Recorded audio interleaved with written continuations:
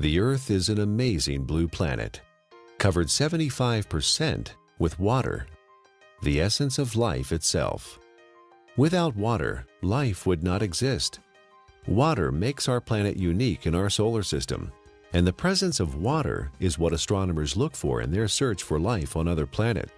Like the Earth, the human body is also, on average, 75% water.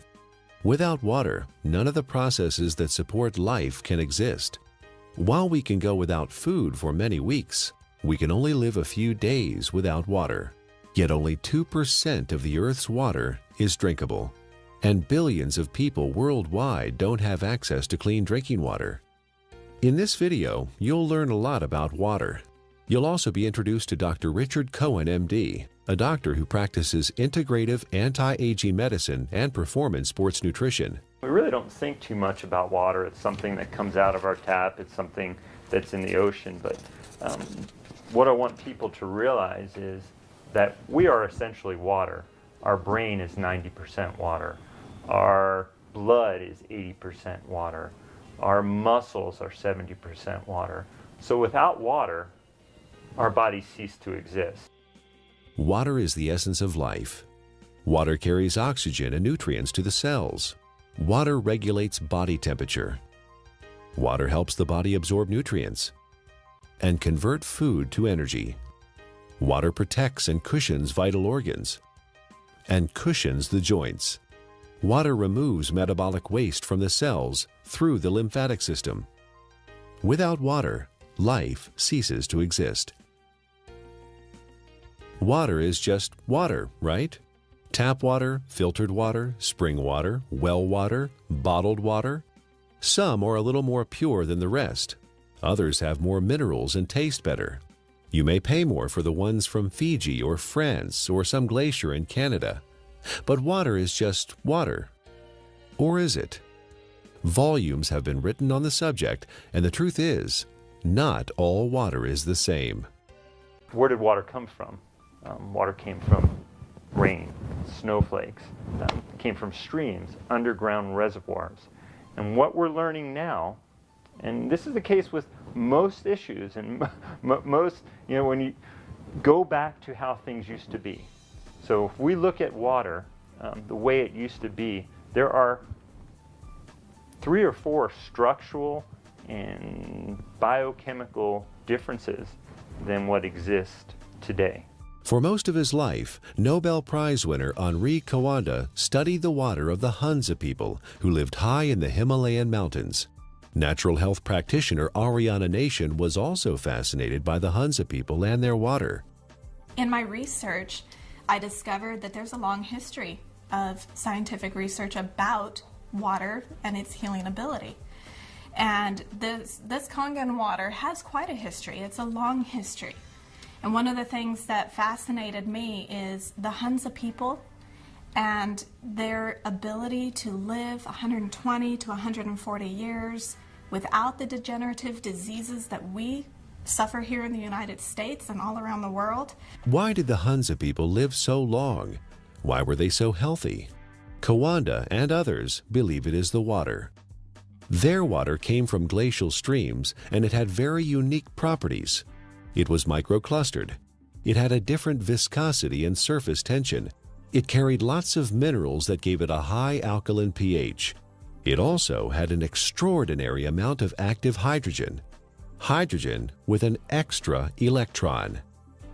The presence of extra electrons made the water an antioxidant.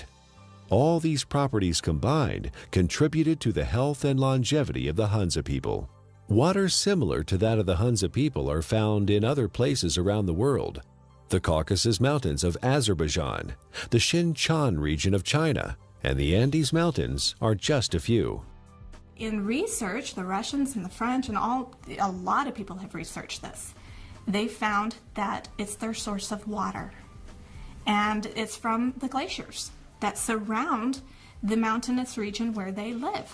The common denominator with all these different cultures that have this vibrancy is their source of water and the properties that that water consists of. When we look at natural water, there are 4 or 5 different properties that are critical. So while adding a mineral buffer to filtered water is certainly more beneficial to get some of these mineral salts into our body, it still doesn't create that same process of having these free electrons, to having the negative ORP. Still does not create a microclustered state. Okay, and those three in and of itself, even if you're filtered, you're losing those benefits. Or you're not gaining the benefits of what's seen with natural water. So while it's a small step to take, beneficial, as opposed to drinking acidic water, it's not providing the same benefits. Is the tap water we drink today anything like the glacial milk that the Hunza people drink? Not even close. It has lost most of its living energy properties as it has traveled through our municipal water system. It is free of pathogens most of the time, but now carries chlorine, fluoride, and chlorine byproducts. It is sometimes contaminated with radium, rocket fuel, and pharmaceuticals like birth control pills. If your pipes are old, your water may be contaminated with lead or other heavy metals. And if the water where you live is acidic, water treatment plants add lye or ammonia to make it neutral. Not exactly glacier milk, is it? Where going back to the natural state of water is essential and critical for health. But we haven't done that, have we? Instead, we came up with a better answer: bottled water. Last year, Americans spent more on bottled water than on iPods or movie tickets. $15 billion. Every year, we pitch 38 billion water bottles into landfills. Over $1 billion worth of plastic. Only 9% of plastic water bottles are recycled. 91% become litter or landfill. A large percentage of this trash finds its way to the oceans, where it ends up part of a floating island in the Pacific, twice the size of Texas. But you do understand chemicals and toxins in your water are not healthy. And we do understand that having a plastic dump the size of Texas floating around in the Pacific Ocean and now is broken down into micro little plastics and getting into fish and other animals is not a good thing. The environmental cost of bottled water is not just the trash it generates. It requires 2 liters of oil to make a 1-liter plastic bottle and transport it to the consumer. Spending thousands of dollars to ship water from Fiji to drink in the United States, and the energy that requires to do that is ludicrous. More than 1 million bottles a day of Fiji water, untouched by human hands, is produced in a country 6,700 miles away from California and transported halfway around the world for our consumption. At the same time, more than 50% of the people in Fiji don't have access to safe drinking water. Oh, by the way, you might want to know that by the time Fiji water gets to you, it is only slightly alkaline and has a positive ORP. It's not Fiji water anymore. Is bottled water any better than tap water? Given what it costs, it should be, but it's not. In fact, a significant percentage has more contaminants than are allowed in tap water. Most of it is purified municipal tap water that has been cleaned up through reverse osmosis, which not only removes chlorine and other contaminants, but strips the water of all minerals. Reverse osmosis also wastes 4 to 10 gallons of water for every gallon produced. In Japan, RO water is known as dead water. Nearly all bottled water we tested came out as acidic.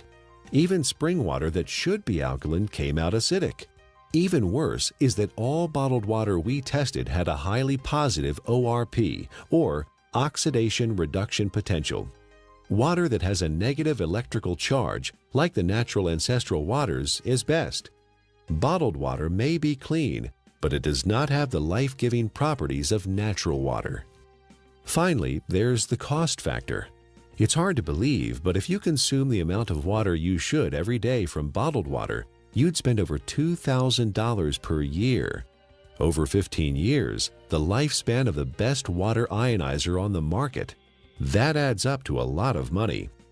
If the water we used at home cost what even cheap bottled water cost, our monthly water bills would run $9,000. $15 billion per year is spent on bottled water in the U.S., and over $1 billion worth of plastic ends up as trash. Is there a way to save the earth and save money at the same time? You know, spending $2 for a small 12-ounce bottle of water is, what is it, 5, 6, 7 times more expensive than fueling your car. Doesn't make sense, does it? Especially when you're buying water that is acidic. You're buying water that may be devoid of minerals. You're buying water that has a positive ORP that is damaging. Doesn't make sense, does it? Maybe there's a way to produce your own clean water. Well, it would be nice to have a glacier in our backyard, or it would be nice to have a fresh mountain spring that's just percolating out of an aquifer in the earth.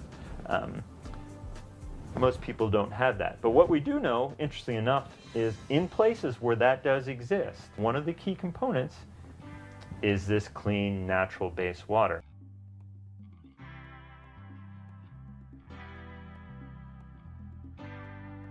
If you care about the earth and your pocketbook and are currently drinking purified bottled tap water, get a carbon filter for your faucet and use a safe, reusable water bottle. However, if you want to improve your health, drinking ionized alkaline Kangen water is a better choice. Like natural ancestral waters, it is microclustered, contains alkaline minerals, and has a negative ORP, making it an antioxidant, and it costs a little more than $1 a day for unlimited amounts.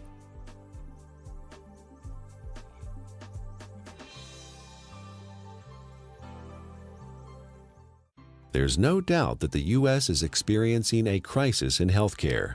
We spend more on healthcare than any other country, but rank just 37th out of 191 in performance. For the first time in the last 200 years, U.S. life expectancy is expected to decline, not increase. You die earlier and spend more time disabled if you're in America than in most other advanced countries. According to the Centers for Disease Control, over 60 million people in the U.S. are obese. That's 34% of the population. 50 million people have high blood pressure. 13.5 million people have coronary heart disease, with 1.5 million suffering heart attacks every year. 16 million people have type 2 diabetes. 41 million are pre-diabetic. 95,000 people are diagnosed with colon cancer each year. The solution? A pill for every ill, and an ill for every pill. The pharmaceutical industry is a $680 billion giant, and our lifestyle keeps them in business. Eat, drink, and be merry, then call 911 for a surgeon. Fortunately, we are experiencing a paradigm shift, a sea change in how many people view their health, from treatment of symptoms to prevention and optimal wellness, from disease care to health care. Many experts in new medicine or new biology believe that dehydration and chronic acidosis are the underlying causes of many diseases. They believe we are chronically dehydrated on top of being overly acidic due to our modern diet and lifestyle. These two factors combined set the stage for the development of most, if not all, illness. Most people don't believe that dehydration is a problem because they drink fluids, coffee, tea, soda, etc. But chronic dehydration has no obvious symptoms. It's not like the man dying of thirst in the desert, and you can be chronically dehydrated even if you think you are consuming enough fluid. Adequate hydration is critical to how our body functions and heals itself, and water, pure water, is the natural way to stay hydrated. What we need to understand is what is water and what is not water. We as a civilization, or as a modern civilization or modern culture, have begun to think of water as tea, as soda, as milk, as energy drinks, as coffee. It has water or liquid substance to it, but it is not water. Okay? Even what comes out of our tap and what is in the bottled water. While structurally may be the water molecule, once we understand how water exists in its natural state before modern times, we'll realize that even that is not necessarily the water that our body evolved to exist on. How can one determine if they're drinking enough water is the question. First thing is, if you're thirsty, you're way behind. Okay, that's a clear point. Our thirst mechanism doesn't kick in until we're already slightly dehydrated. So if we wait till we get thirsty, then we are already beginning to become dehydrated and might experience symptoms like not thinking quite as clearly, or beginning to feel fatigued, or muscles may cramp up, may even start to feel hungry. And a lot of times hunger is really a sign of thirst. We are born 95% hydrated. As we grow up, we lose a little more water every year. When we reach middle age, we're about 70% water. In our 60s, maybe 60 to 65%. A steady decline until death when we are just 50% water. There are several signs of chronic dehydration that arise when the body enters survival mode and begins to preserve water for the most vital functions. There are 5 distinct conditions related to chronic dehydration where the body begins to ration water: asthma, allergies, hypertension, constipation, and type 2 diabetes. Symptoms include exhaustion, lack of energy, headaches, skin problems, obesity, and joint pain. Finally, and perhaps most importantly, the acid-alkaline balance of the body is disrupted, leading to chronic low-grade acidosis and a host of modern diseases related to that condition. Don't wait until you're thirsty. Have a glass of ionized water. It's microclustered, alkaline, and contains active hydrogen and bicarbonate buffers. Critical is first thing in the morning, wake up and have a big glass of water. Make sure you drink a big glass of water through the day and see how you feel. It's sometimes incredible, and the effects can be very dramatic. People have never really had clean, natural water.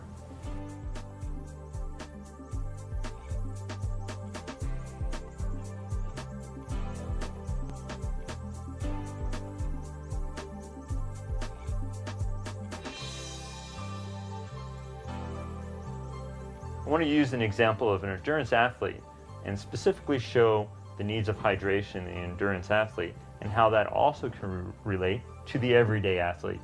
The person who's mowing their lawn and taking care of their kids, who is working, going to the gym, the weekend warrior, and how critical hydration is. We know that an athlete who is 1% dehydrated could have a 3% reduction in performance. Now, well, that doesn't sound like a lot. An athlete can spend hours and hours training, and for example, a 1-hour event, a 3% reduction is almost 2 minutes. And that's the difference between winning or losing a race. One of the most important things you can do is to make sure you have enough fluid the night before. You cannot catch up the same day. When you're dehydrated, you build up lactic acid and you don't clear it. When you're dehydrated, the muscles don't receive the nutrients as effectively. When you're dehydrated, the cells, as we've talked about, don't communicate well with one another. When you're dehydrated, the oxygen carrying capacity of the blood diminishes. So you can see oxygen, energy production, neurological connections between cells are all critical to that endurance as well as the power athlete.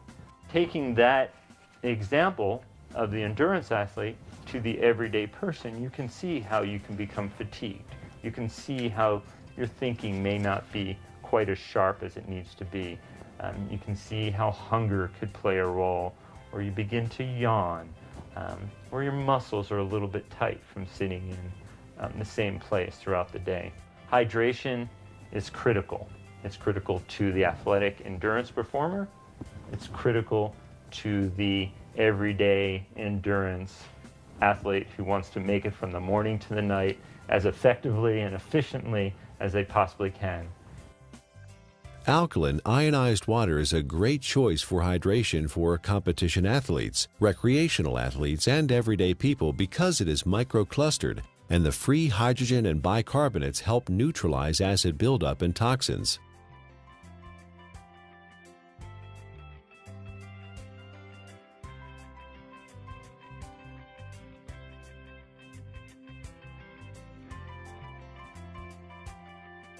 Chronic low-grade acidosis is a condition that develops over time and affects the quality of life and our ability to enjoy optimal health. It starts with our diet, acid-forming foods and drinks. Our sedentary lifestyle, poor digestion, and poor elimination add to the problem. The fluids between and within our cells become more acidic. To maintain balance, the body mobilizes buffers, minerals, and hydroxyl ions from the bones and other tissues. This, in turn, leads to osteoporosis, and the overall process results in poor health, chronic illness, arthritis, and sluggish lymph system. An acidic condition for the body is very unhealthy. When the body is chronically acidic, illnesses can develop. Think of your cells like a fish in a bowl of water. When the fish are sick, what do? Do you give them a pill? Of course not. That would not solve the problem at all. They would still be sick. You change the water, give them the proper pH and ORP so they thrive. pH stands for potential hydrogen and is a measure of the acidity or alkalinity of a solution. pH is neutral at 7.0. Above that is alkaline, below that is acidic. It's a logarithmic scale. Each increase in pH means 10 times more or less hydrogen is present. Alkaline ionized water has a pH between 8.0 and 9.5. Your body uses a system of buffers to keep the pH of your blood in a tight range of between 7.35 and 7.45, slightly more alkaline than pure water. The body relies on a very tight level of pH, or hydrogen atoms, to control lots of function within the body. When the body becomes acid, systems begin to malfunction. We understand fish tanks and swimming pools. When they're acid, you need to make a change. When a fish tank is acid, fish die. When a pool becomes too acid, you don't want to go in it. When rain is acid from sulfuric acid and other too much carbon dioxide, it breaks statues. They begin to disintegrate. And we know acid rain and damages lake. Well, our body becomes a sink for this acidity. And when this acidity builds up, it in essence is one of the reasons for disease in our body. Bones begin to demineralize. Our ability to create energy decreases. Our immune system becomes depressed. The inflammation for aches and pains increases. Not a good thing to be acid. Dr. Linda Frassetto has proposed a revolutionary hypothesis that obesity is an evolutionary adaptation. While at one time we were able to metabolize our food and dispose of the normal acid waste through our kidney and liver using the bicarbonate buffer system, the sheer amount of acid waste that the body must handle today has created a problem. In order to protect the internal organs from damage, the body has adapted and now stores acid waste in the fat cells, as well as turning it into cholesterol, uric acid, kidney stones, and other storage forms. In her book, The Chemistry of Success, Dr. Susan Lark describes the effects of chronic low-grade acidosis.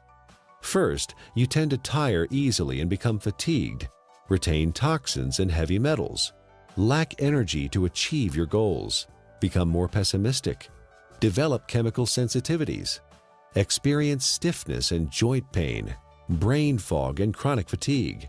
Several long-term medical problems are due to chronic acidosis: high blood pressure, autoimmune disorders, cancer, heart disease, diabetes, and inflammation.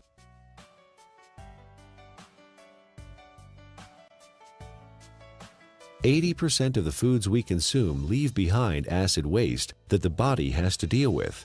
A trip down the modern grocery store aisle finds very few alkaline-forming foods. Even the foods we think of as wholesome and nutritious leave behind metabolic waste products that are acid. And of course, junk food falls into the acid-forming category. Most of the fluids that people consume today are acid. Sodas contain citric acid, energy drinks, phosphoric acid, and caffeinated beverages, and coffee, and many different commercial teas. Sugar, acid. Tap water, acid. Not a good thing for our system. Natural water is alkaline. Fruits, vegetables are alkaline. Stress-reducing activities are alkaline. So you see the link here. Things that are beneficial to our body tend to be alkaline creating. It allows the body to buffer damage of its processes of energy production.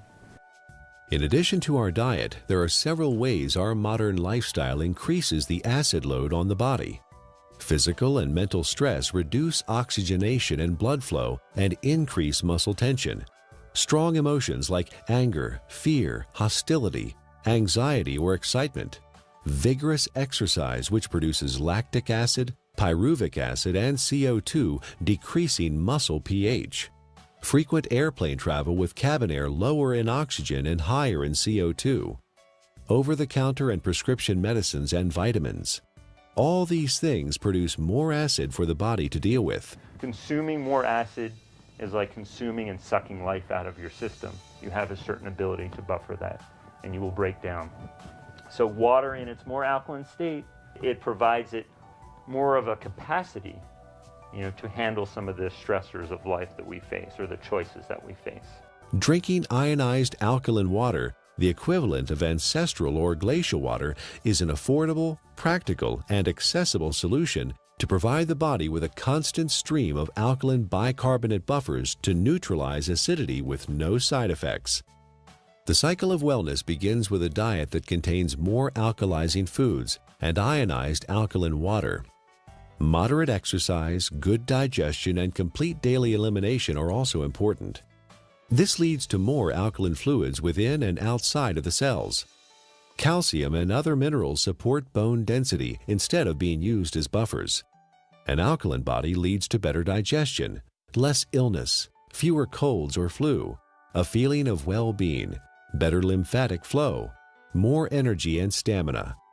Alkaline ionized Kangen water provides hydration, alkaline buffers, and antioxidant activity, which keeps the body in homeostasis, allowing it to heal itself.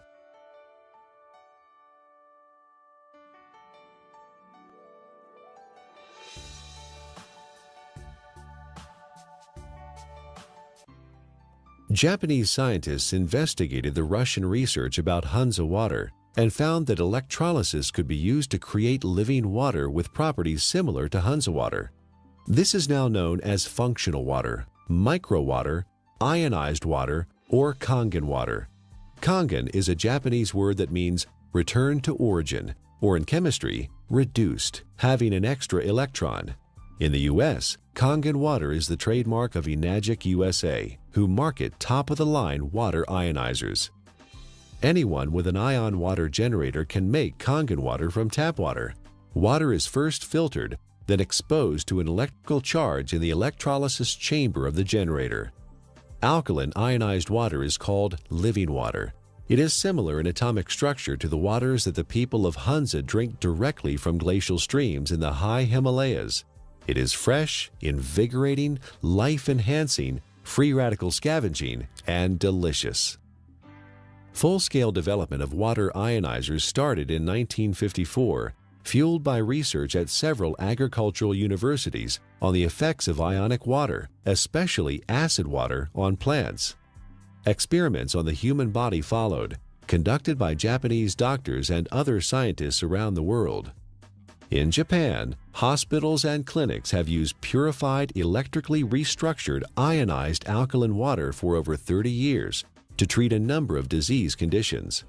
Following efforts by Japanese medical doctors and agricultural doctors, the water ionizer was approved for medical therapeutics by the Japanese Ministry of Health and Rehabilitation in January 1966.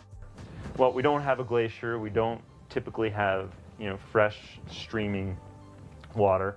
One way to do it, and this has been studied by the Japanese, is a process called ionization. It's actually running some electricity through the water, and it breaks the filtered water into some of the natural properties. It provides the microclustering. It increases the alkalinity. It provides a high ORP, or these free electron states, to the water. So in a lot of ways, we're getting some of the similar properties to natural base water. It even changes the molecular structure. We can see a more health-giving pattern when looked under an electron microscope. So ionization is an option and a choice for many people if you don't have a glacier. So the Russians discovered the property of the water, all these properties, and they developed an electrolysis system. They found a way to actually separate the water and get these properties. And the Japanese improved upon this process and improved upon it, and have come up with the best ionizer available now. And I really do appreciate the work that the Japanese have put into it because of the diligence and the care that these ionizers are made with. Numerous peer-reviewed scientific studies have been performed in well-respected universities and hospitals around the world, which show the benefit of alkaline ionized water. Some of those benefits are weight loss, releasing toxins and stored body fat, normalize blood sugar, support healthy colon function, resolve urinary tract infections, relieve asthma and chronic respiratory conditions, stop abnormal gut fermentation, reduce proliferation of candida, fungus, and undesirable microforms, reduce chronic pain, improve wound healing with oxidizing acidic ion water. The most important thing, we don't want to drink water that has pollutants, and that could be harmful to our system. So when we're drinking water, it would be nice to know that what you're drinking is clean. The first step to creating alkaline ionized water is to have clean source water. Enagic's Kangen water generators use an activated carbon filter that removes chlorine, volatile organic chemicals, pesticides, herbicides, benzene, trihalomethane compounds, radon, solvents, and many other man-made chemicals found in tap water. Ionized water is pure or virgin water. Everything water has been exposed to leaves an electromagnetic frequency signature or imprint. Ionized water is virgin water because the EMF have been reset. There are 4 very specific properties to these healing waters that are found in these mountainous regions that are flowing from the glaciers. And there's been a lot of research on this. The Russians discovered it, and they discovered a way to make it. And those 4 properties are, it's hexagonal, and what that basically means is it's shaped like a snowflake. You look at it under a microscope. It's beautiful. It's crystal structured. Ionized water has been restructured. The water molecules cluster in groups of 4 to 6 instead of the normal 10 to 15. Nuclear magnetic resonance has documented this difference. The reduction in cluster size helps the body absorb ionized water more quickly and efficiently. Also micro-clustered, micro meaning small clusters. It's broken down very small so the body can easily absorb it. It's very bioavailable. It was very alkaline. pHs around 9.5. Some were found at 9.0. So it really helped the body as far as not adding acid waste to the body and helping to keep the body very alkaline. You may hear a term, it's called clustering. The water molecules naturally exist in a cluster, and some people call it hexagonal, which would be 6. So they naturally exist in a cluster of 6 water molecules.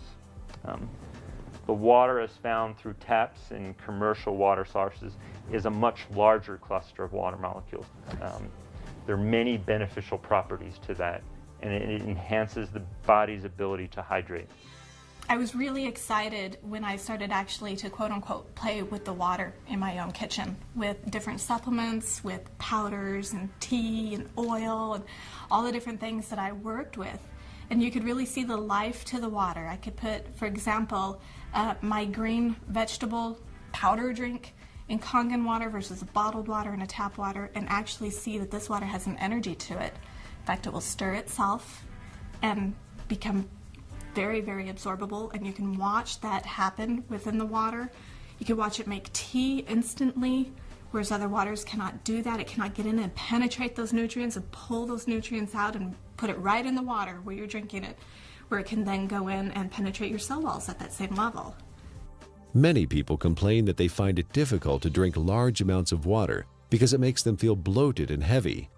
Regular water, tap or bottled, is composed of large clusters of water molecules and has no life energy or electrical charge. It sits in your stomach like a stagnant pond. In contrast, drinking ionized alkaline water is easy because it tastes much better than tap or bottled water, and the smaller molecular cluster size and life energy it carries allows it to be absorbed more quickly. And the other feature is it has a negative ORP, and what that stands for is oxidation reduction potential.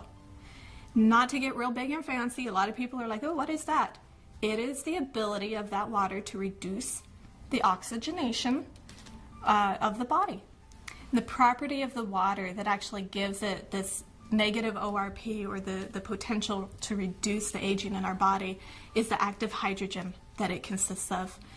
ORP, also known as redox potential or oxidation reduction potential, measures the tendency of a molecule to gain or lose electrons. It is measured in millivolts. When a substance has an electron to donate, it measures with a negative charge. When a substance loses an electron and is positively charged, the ORP is plus. Negatively charged substances act as an antioxidant. Positively charged substances act as oxidation enhancers.